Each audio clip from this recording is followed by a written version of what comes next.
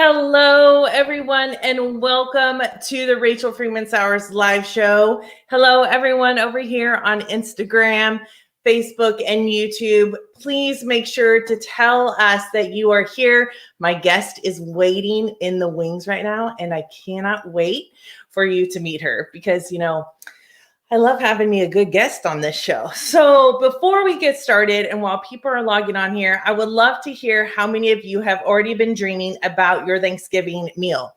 So as I'm doing this live right now, my wife is cooking and prepping the stuff for the stuffing, and it is going to be smelling so outrageously luscious in here.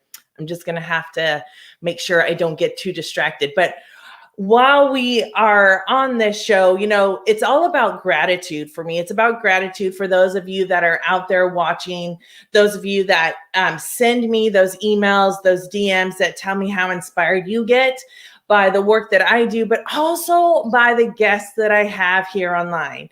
So if you are on Instagram, just to let you know, you won't be able to see my guest, but you'll be able to hear her. And hopefully that will be good. You can also invite other people to watch on the IG Live. Hey, Val, how are you doing? And as we move forward, if you find yourself thinking about entrepreneurship, one of the things that is going to be essential for the future that I know to be true is video.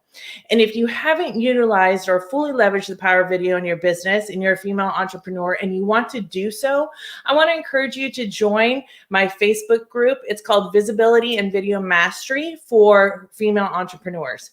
In there, we talk about tools, we talk about skills, we talk about confidence, and we really provide a safe space for everyone to learn something without any embarrassment or shame or judgment. That is one of the major things that I think is so important. So hop on over to that Facebook group if you're interested in fully leveraging the power of video in your business, and feel free to invite a friend too. Okay, so enough of that. Tonight, please make sure you say hi through the comments. Carol says, I've already eaten half the pecan pie. Oh, wow. Yeah, we haven't made any pies yet. Let me know where you are joining from. So my guest tonight is a friend of mine who I met, I think it's been almost a year and a half, if not 2 years now. It's been a while, but I met her through another entrepreneurial venture, and we just automatically clicked. It's like we had not only like a spiritual connection, but an energetic connection, and I knew we would be longtime friends. And so I have asked her to come on this show because she has some soulful wisdom and some inspiration that I know so many other women and just individuals in general can benefit from. So tonight, my guest is Jess Janz. She's a creative, a writer, and a community gatherer. And I would love for you guys to show her some love right now just by pushing those hearts and thumbs up button. And I'm going to bring her on the screen right now. Hello. Hello, how are you? I'm good. I'm so good. It's so nice to see you. I know, it's going to be good. So let's talk a little bit about, let's just talk about you, because I cannot wait for people to hear your story. And before, just so those of you know, before when I have guests on, the guests that I bring on my show have businesses or growing businesses that really stand for something, that have just this soulful meaning and purposefulness in what they're bringing, their gifts in the world to help other people. So Jess, tell us a little bit about yourself first and what you do. Awesome. Well, my name is Jess. I want to explain, I logged into my own live on Instagram. So people are hearing my friend Rachel's voice through the magic of the internet on YouTube and Facebook over here. So I'm looking at both of you. And so you can hear Rachel's voice and I'm talking to you over here. So that's what's happening, guys. Hello. My name is Jess Janz. I am a poet and writer. I live in Toronto, Canada currently. For now, who knows what's happening? It's 2020, going to be 2021. Mm-hmm. And we're, just riding out COVID here. And I have always been a creative. I have, in a former lifetime, I was a musician in an indie synth band called Fitness Club Fiasco. May it rest in peace. And we toured all over Canada and Toronto. And once that ended, all through that, I started my poetry and writing sort of career, I suppose, and was sort of floundering between like, I'm an artist, but kind of apologetic about that. And like, what is my real job and what is like vocation versus occupation and interest and all of that kind of stuff. And in 2018, I met someone at a wedding and we fell in love, and I decided he lived in California. So I was like, well, that sounds like a great idea. So I moved there and I ended up working as an assistant to an angel investor, which was a really, really wild time, and I was all of a sudden the fly on the wall to these really important meetings with influential people who make like big, have these massive companies all over, San Francisco, like Silicon Valley sort of things, and rubbing shoulders with a lot of important people, and had this impressive title for the first time in my life. And I was miserable. Like I completely felt like my soul had died, and I stopped writing, and I didn't have time for myself. And I really felt like when I met Rachel, I was probably the one of the lowest lows of my life, if not the lowest low, because I felt so far away from myself.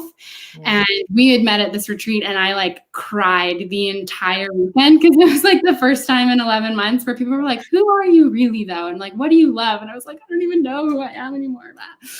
And so deciding that relationship wasn't working out, the job wasn't working out, and trying to decide what is next and what am I doing. And that experience really solidified that I am an artist, and it doesn't matter what I'm doing for my job or what my title is. If I'm not creating and doing a creative function in some sort of way, whether it is a job or otherwise, then I am not myself. And it's, I'm going to be a pretty miserable person not doing that. So I've been on a journey since then that through COVID has allowed me to completely hermit and really hone in on my creative work and pursue a lot of my own creative projects and stuff. So that's where I'm at right now.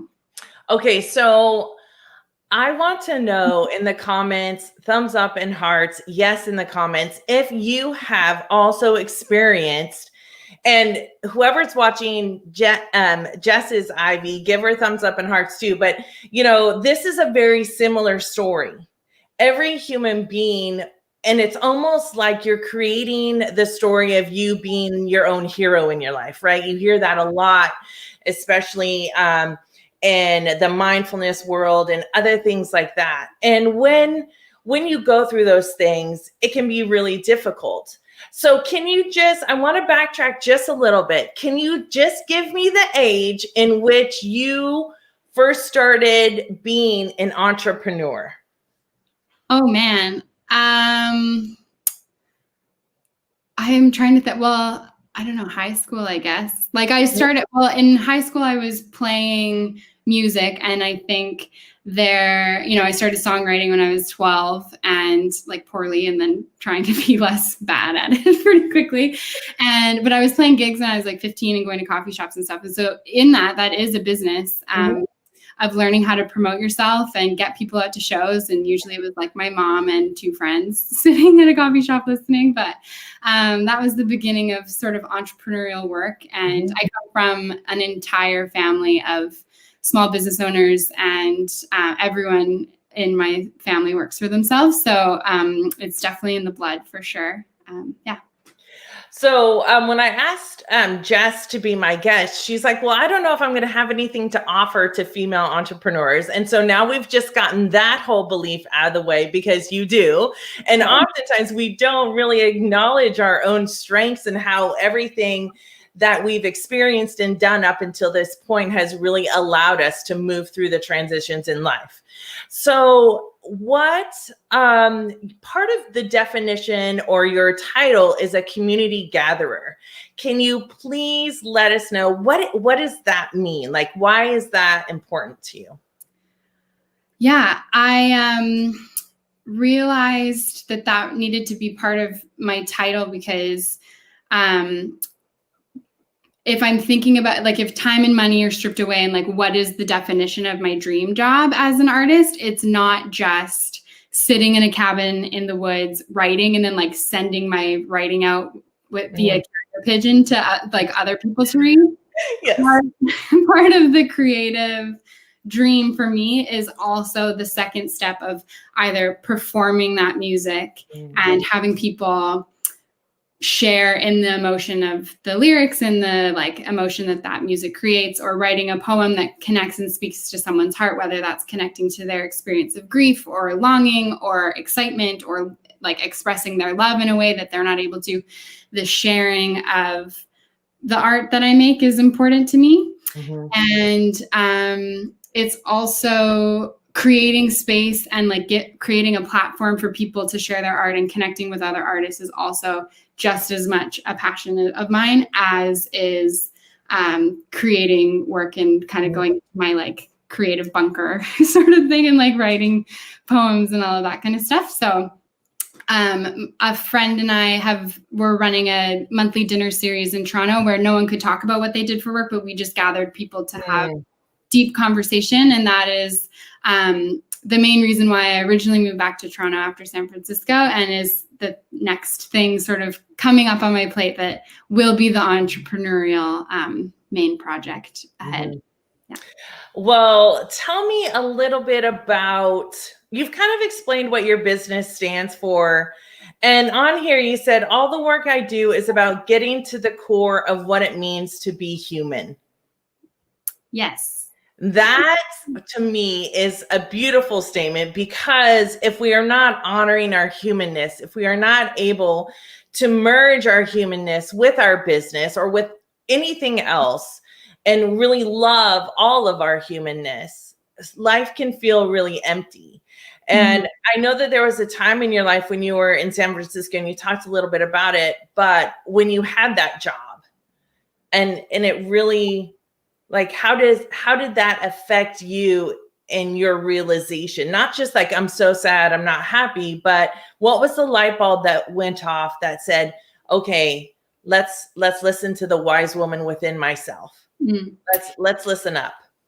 I had this moment. So I was working as an assistant. And so I was doing, in Devil Wears Prada, where she's like at the like big gala thing and she has the binder with people's names, and it's like, oh, that's Trudy Wilson, and she's in charge of like home and garden, and like the last time you saw her was at such and such a meeting or whatever. Like that was my job. And I would make like packing lists and travel itineraries and book flights and all of that kind of stuff. And I was like, okay, like I was fine at it and like hopefully didn't drop the ball. And I had this moment of like, okay, even if I got a gold star and like was given a compliment of like, you killed your assistant job today, like you like did everything you were supposed to do, you were thinking 10 steps ahead, like well done, that well done would feel and did feel empty, because it wasn't anything that actually brought me esteem or like filled my tank. Like I was like, this isn't even the stuff that I'm good at. Like when I told my best friend I got the job, he was like, don't you kind of need an assistant? Like you're kind of all over the place. We're like, good luck to you on this one. So it was, like I kind of had a light bulb moment of like, this job is never going to be fulfilling because someone being like, you did great at this. I'm like, great. I just happened to do okay on this task. Yeah. Because if someone reads a poem and they're like, oh, that really spoke to my loneliness, or that spoke to my heartbreak or whatever, like that feels so meaningful because I've put so much of myself into the work. And I think everyone can connect we all are just looking to connect as humans. And even in those influential circles, and we go to these like TED Talk things and people are like 10 ways to beat your last best time of whatever. It's like, okay, that's great to hear. But actually what we want to hear is like, when was the time that you failed and had to pick yourself back up? When was a time that you were really scared and had to ask for help and that was like really vulnerable for you? And who did you trust? Like, how did you figure out who to trust in those moments? And like, those are the conversations that I want to sit around and talk, not like how much, I don't care how much money you have or how many companies you've invested in or like that doesn't impress me. I don't care. But sitting around with influential people, like, how did you learn? What did your decision-making process look like? Like asking questions to find out how the human got to their place of success is the conversation I'm interested in having. So now all of you know why Jess and I hit it off right away, because she loves deep conversation and I love deep conversation, right? And really getting into what is the humanness. And I'm wondering how many of you have found yourself in that exact same position where you have a good job. Maybe it pays you more than you've ever been paid before. But no matter what happens, it's like it's not your heart. Like it's not something that can flow from you. And some people are okay doing whatever they're doing. But for those people who aren't, who know that there is a longing, a calling for more, a greater impact, this is what we're talking about. And knowing that in those poems, people see that they're not alone. Yeah. Right. And it's that emotional and energetic connection that they feel like, hey, this is something that she gets how I feel. Yeah. Right. Yeah. So we've talked a little bit about entrepreneurship. I'm just going to turn over my notes here. What has been the hardest part of owning your business? Accepting that I own a business. Shut up. I hear that so much. Is that a thing? Like, it is a thing. Absolutely. And like not being charmingly self-deprecating. I mean, like I've even done it in like promoting this live of just being like, what do I have to say? You know, it's kind of my like MO or kind of go to. Mm-hmm. I think that, and owning, I think, because when you start out, it's not like, oh, the overnight, just this business plan rolls out and this idea and like you have all of the answers and all of the toolkit and all of the things all at once. It's like, wow, I really like making wreaths. Like, what do I do with that? Or like, wow, I have this idea for like this baby product that I see a need for, or whatever you're creating, whatever your business is. You kind of have like this inkling, and then you like make something for a friend and they're like, this was amazing. Can you make one for my other friend? Or like, it's not this overnight, like all arrived thing. Mm-hmm. And so I have wrestled with like, what do I call this? Do I name this? Do I call myself? Like, I have this interest in creating community. I have this interest in gathering people and hosting events and having people have deep conversation. I want to share my poetry. I'm a writer, but like, I'm not a journalist, or like, I'm not hired to a magazine. What am I like, and do I even need to name it? And so I think that that's important too, of like, it doesn't, we want to manifest these big things, and it's important to be like, I'm going to be the superstar Oprah of my like job that I have. But it starts with like the first art, like the first craft fair that you go to, or the first gig that you book, or like first client that you book, or whatever. That's the launching point. So how do you, in those moments, keep the faith of, okay, no, how do you keep the faith when the hard times come? Because if you are an entrepreneur, and thumbs up and hearts if you are, it is not for the weak of heart. Like, things are like, can be a roller coaster, and we constantly are striving. So how do you keep the faith and stay aligned with what really is in your heart and how you want to interact in the world with that gift? Yeah. I think when you experience those moments of yes, like when your wholehearted, like entire being says yes to something, which I have experienced when I'm on stage playing music, and you can tell that you're like one with the audience, or if I share a poem and it seems like people have connected with it, or sitting when you're in a conversation and you're so present, like those are the moments of yes for me. And I think experiencing the opposite of that last year when I just felt like I was stuck in this job that like had no meaning and no like road for me. It helped me to kind of have the stark difference of like, oh, that's what a total no feels like. And so in the moments when you're like, what am I doing? Is anyone going to buy this? Is anyone interested? Like what comes next? That those yeses are there for a reason, because it's something that you are like innately built to do. Like it's not there on accident. And so we have to go like lean into the yes of those moments. Yeah, it takes a lot of courage to continue to lean in. It takes a lot of faith and trust in yourself to lean into those moments. And I know that more of those moments are going to come for you. And you talk about what is in your being, and in my being is about helping female entrepreneurs really realize what they bring to the table and how to get visible in doing that. So I am wondering, what role has video played in your business? Like, how do you use video? And so I'll just stick with that question. Like, how do you use video right now? What role does it play? Yeah, I use Instagram stories a lot to share kind of like behind the scenes stuff, which I feel like is important because I'm writing these poems of like existential angst and like heartbreak and breakups and like identity crises and all that kind of stuff. And so to be like, look, here's my plant or whatever is like important for people to know that I'm not just, I don't take myself seriously, even though I'm writing these like hopefully deep poems that people are connecting to.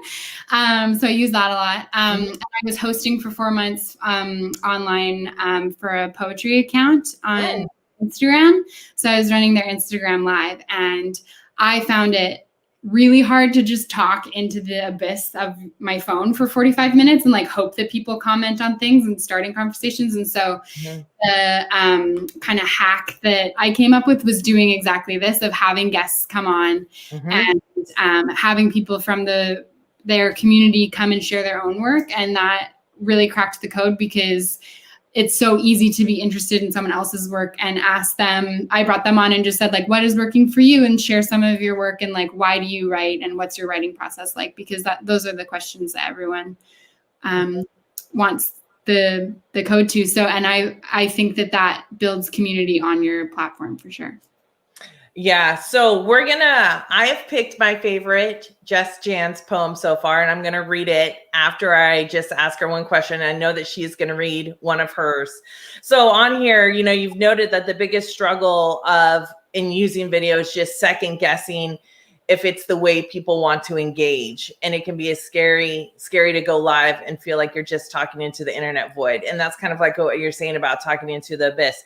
It is a very common issue and thing that holds a lot of women up. And again, this is why the number one thing is to create that confidence from the inside out, to be able to talk to yourself and be okay with it just being you. That's something that a lot of us, not me, but like a lot of people struggle with, because we're used to having that automatic stimulation. We're used to having that feedback right away, and we don't always get that.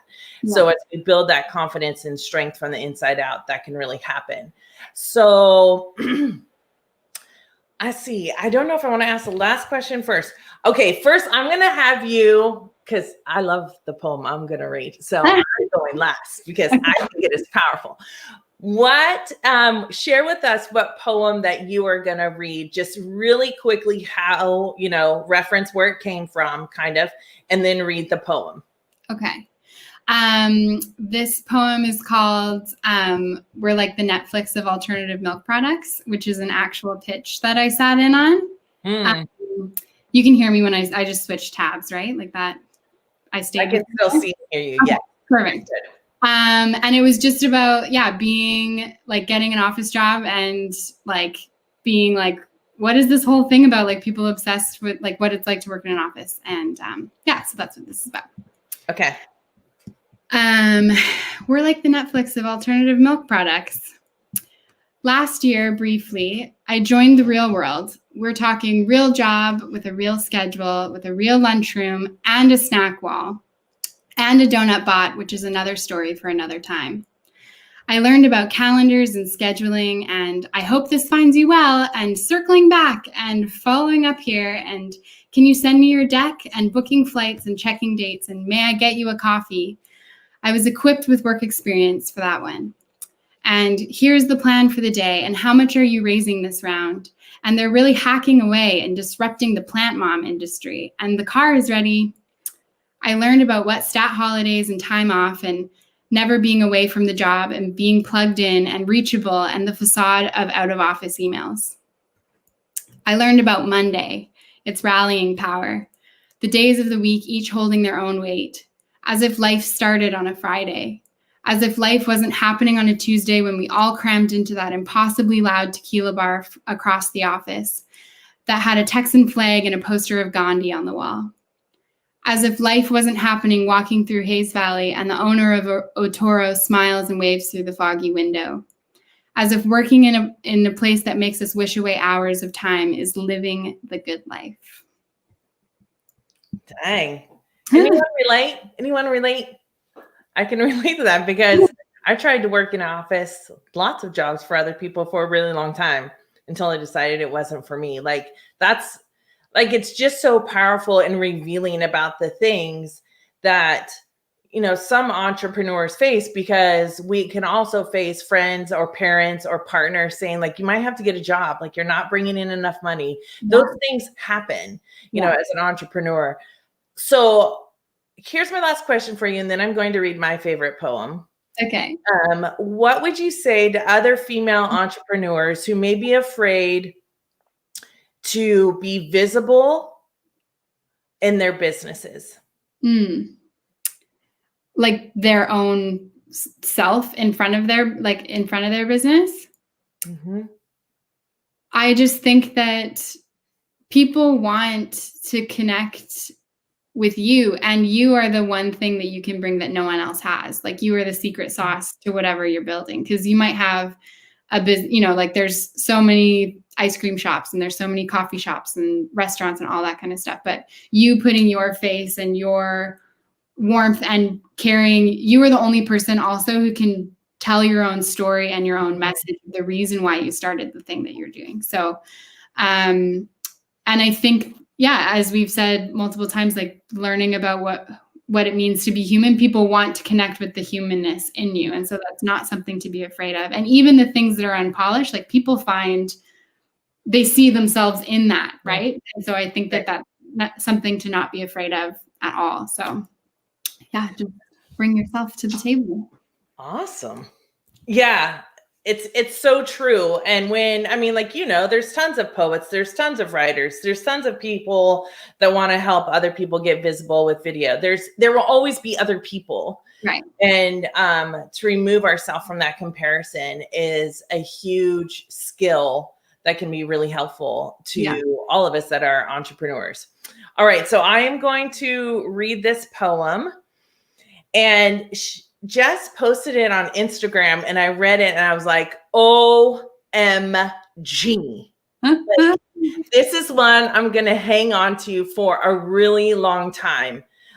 Because for me, it is important to lift other females up. It is important to create equality. It's important to do all of those things. And it is called The Invention of Women.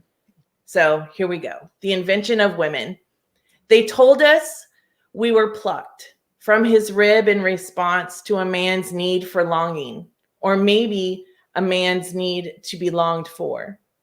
The story means to solidify our function. It points out that we came second.